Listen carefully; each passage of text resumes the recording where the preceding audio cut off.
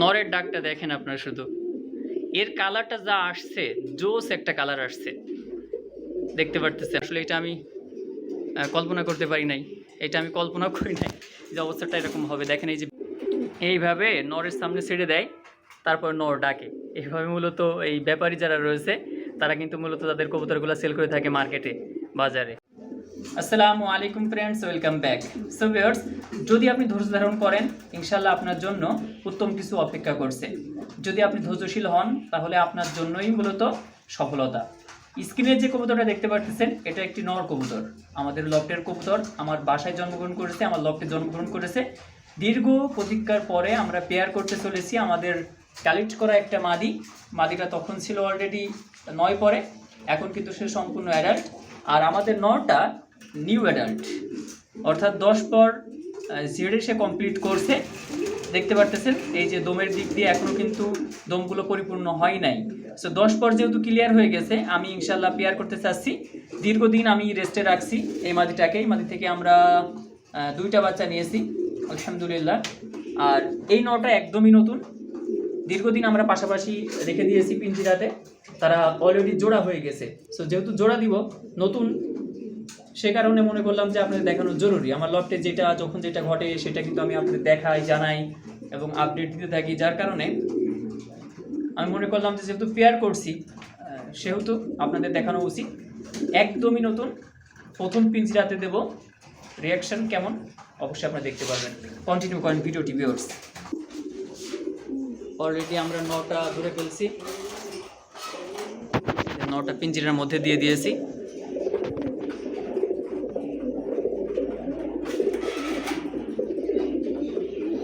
নরের ডাকটা দেখেন আপনারা শুধু, এর কালারটা যা আসছে, জোস একটা কালার আসছে, দেখতে পারতেছেন। মানে চেকার, একটু ডার্কের মধ্যে আর কি। তো ওর চেক যেটা আর কি, চেক যে ভাবটা, সেটা কিন্তু খুবই সুন্দর। ওর বাবার আসছে একটু ডিফারেন্ট, এটা দেখতে পারতেছেন। ওর বাবার সাদার ভাগটা একটু বেশি এবং বড় চেকটা। আর আমার লফটে যেটা হয়েছে সেটা হচ্ছে দেখেন, খুব সুন্দর ছোট ছোট চেক, দেখতে খুবই সুন্দর লাগে। বিশেষ করে এই যে এটা হচ্ছে বাবা মা, দেখতে পারতেছেন বাবা মা। আমার লফটে যে কটা পেয়ার রয়েছে তার মধ্যে বেস্ট একটা পেয়ার এই পেয়ারটা। আজকে আমরা এদেরকেও পেয়ার করে দিয়েছি। আপনারা জানেন যে আমরা দীর্ঘদিন রেস্টে রাখছিলাম নর এবং মাদিকে। আমরা নর এবং মাদিকে ফাইনালি পেয়ার করে দিলাম দীর্ঘদিন রেস্টে রাখার পরে। এবার এদের ছেলেকেও আমরা পেয়ার করে দেবো আর একটা মাদির সঙ্গে, রেড চেকার যে মাদিটা দেখেছিলাম ওইটার সঙ্গে। মাদি যেটা সেটা ধরতে আমার একটু না ধরা দিয়ে দিয়েছে। এই যে মাদিটা আমরা দিয়ে দিলাম, এই যে পাশাপাশি খাঁচায় রাখছিলাম। এরপরেও 9টা মাদিটাকে মারছে। এটা স্বাভাবিক, পেয়ার করতে গেলে এটা হবে, আর এটা হওয়াটাই স্বাভাবিক মূলত। সো একটু ঝামেলা পোয়াইতে হবে, একটু চোখে রাখতে হবে, যেহেতু একদমই নতুন কবুতর। তো 9টা একদমই নতুন, মাদিটা যদিও বা এর আগে সংসার করছে, কিন্তু 9টা কিন্তু একদমই নতুন।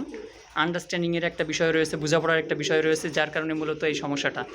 সো একদম বাবার মতো হয়েছে। দেখেন এই যে মেরে দেখেন, ওর গায়ের যে লোম সেটা কিন্তু উঠাই দিছে, এই যে মুখে দেখেন এই যে লেগে আছে। সো এটা কিন্তু স্বাভাবিক ভিউয়ার্স। সো প্রথম যেহেতু আপনি জোড়া দিচ্ছেন, সেক্ষেত্রে এই ধরনের সমস্যা আপনি ফেস করবেন। আর এইটা যদি হয় তাহলে আপনি কি করবেন, আপনি আধা ঘন্টা বা 10 মিনিট বা 15 মিনিট এভাবে পিঞ্জের মধ্যে রাখবেন, রেখে নর এবং মাদিকে আলাদা করে দিতে হবে। যদি আপনি নর এবং মাদিকে আলাদা না করেন, সেক্ষেত্রে এই এক রাত্রের মধ্যে এই যে দেখেন অবস্থা দেখেন, এক রাত্রের মধ্যে 9টা মাদিটাকে মেরে কিন্তু অলরেডি অবস্থা খারাপ করে ফেলবে, আহত করে ফেলবে, একদম খাবারও খাইতে পারবে না। এর আগেও এমন সমস্যার মধ্যে আমি পড়ছি। আসলে এটা আমি কল্পনা করতে পারি নাই, এটা আমি কল্পনা করি নাই যে অবস্থাটা এরকম হবে। দেখেন এই যে বেরো করে দিয়েছে, দেখেন মেরে বেরো করে দিয়েছে, দেখেন অবস্থা।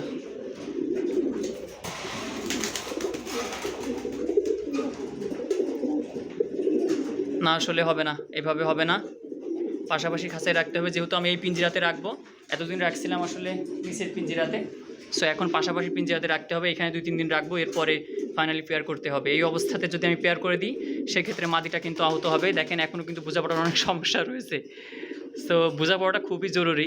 সংসার যখন আপনি করছেন, বোঝাপড়াটা খুবই জরুরি। স্বামী স্ত্রীর ভিতরে যদি বোঝাপড়াটা যদি ঠিক না হয়, সেক্ষেত্রে সেই সংসার টেকে না। সো এদের ভিতরেও এরকম, যদি বোঝাপড়াটা ঠিক না হয়, আগে থেকে যদি সম্পর্কটা আপনি সুন্দর না করেন, হঠাৎ করে পিঞ্জার মধ্যে দিয়ে দেবেন, খাঁচার মধ্যে দিয়ে দিবেন, তখন দেখবেন যে নরটা মাদিটাকে মারছে, অথবা মাদিটা নরের কাছে আসছে না, জোড়া নিচ্ছে না। এই ধরনের সমস্যার ভিতরে আপনি পড়বেন। সুতরাং পাশাপাশি পিঞ্জাতে রাখতে হবে। এখন আমি সেটাই করব। এদিকে দেখেন, এই যে মাদিটাকেও কিন্তু অলরেডি নরটা আপনার মারছে, একদম বাবার মতো, একদম বাবার মতো হয়েছে, একদম বাবার মতো হয়েছে, মানে প্রচুর পরিমাণে রাগী আর কি। আর মাদির সঙ্গে ওইভাবে যদি আপনার মিটিং না করতে দেওয়া হয়, বা সঠিক সময়ে যদি নরেরটাকে মাদি সাড়া না দেয়, সেক্ষেত্রে কিন্তু নিজের মাদিকে, নিজের স্ত্রীকে মেরে এই যে চোখ মুখ ফুলাই দেয়। দেখতে পারতেছেন, দীর্ঘদিন পর জোড়া দিয়েছি, এই ধরনের সমস্যা একটু হবে, এটা মেনে নিতে হবে ভিউয়ার্স। এখন তো দেখছি স্বাভাবিক আছে, আমি কি করব, দেখি আরেকটু নাড়া দিয়ে দেখি কি করে।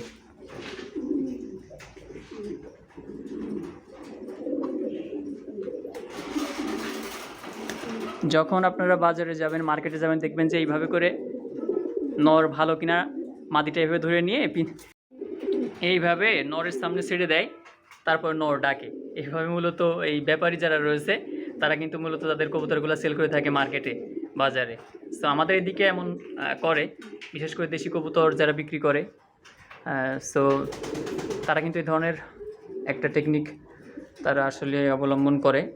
যদি নরটা নাও ডাকে, আপনি মাদিটা জাস্ট এভাবে ধরবেন, একদমই নর ডাকতে চায় না, সেই নরকেও যদি আপনি মাদিটা এভাবে ধরে নিয়ে নরের সামনে যদি এভাবে ছেড়ে দেন, নরটা আগুন হয়ে যাবে। এই দেখেন, না ভিউয়ার্স, এভাবে রাখা যাবে না, এভাবে পেয়ার করা যাবে না, পাশাপাশি পিঞ্জাতে রাখতে হবে। আর আমি এখন সেটাই করব ভিউয়ার্স। আসলে আপনি কল্পনা করতে পারবেন না, আপনি যদি না দেখতেন তাহলে আপনি বুঝতেই পারবেন না ওদের ভিতরে এখনও আসলে বোঝাপড়াটা ঠিকমতো হয় নাই।